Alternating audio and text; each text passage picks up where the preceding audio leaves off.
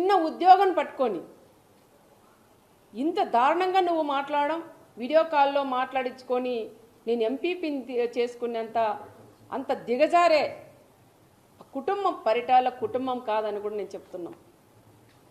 అనవసరంగా పదే పదే చేతగాని మాజీ ఎమ్మెల్యే చెప్పిన మాటలు నువ్వు కూడా విని నువ్వు కూడా పేపర్లు తీసుకొని చదవడం అది కరెక్ట్ కాదు.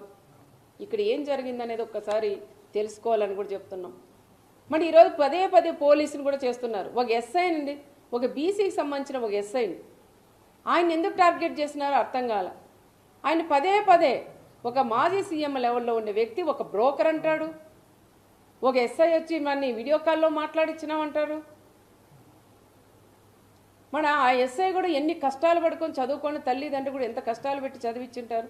ఒక ఎస్ఐ అయితే ఎస్ఐది ఏముంటుందండి, పై స్థాయి వాళ్ళు ఏం చెప్తే చేసేవాళ్ళు. ఆ ఎస్ఐని ఏదో రకంగా ఆ తోపు చెప్పిన మాటలని విని ఆ ఎస్ఐని ఏదో రకంగా సస్పెండ్ చేయించాల. నీ గవర్నమెంట్లో ఉన్నాడు, 5 ఏళ్ళు ఆయన పక్కన పెట్టేశావు. మళ్ళీ ఈ గవర్నమెంట్లో ఆయన కరెక్ట్గా జాబ్ చేస్తుంటే ఈ రకంగా మళ్ళీ వీడియో కాల్లో మనం ఒకరితో పలికిచ్చు. నువ్వు ఒక అబద్ధం చెప్పేది కాదు, వీడియో కాల్లో మాట్లాడిచ్చాడు ఎస్ఐ అని చెప్తున్నావు. మరి ఒక్కరితో అయినా మీరు పలికించగలరా? అనవసరంగా మీరు పోలీసుల మీద కూడా పోవడం అది తప్పు అని చెప్తున్నాం.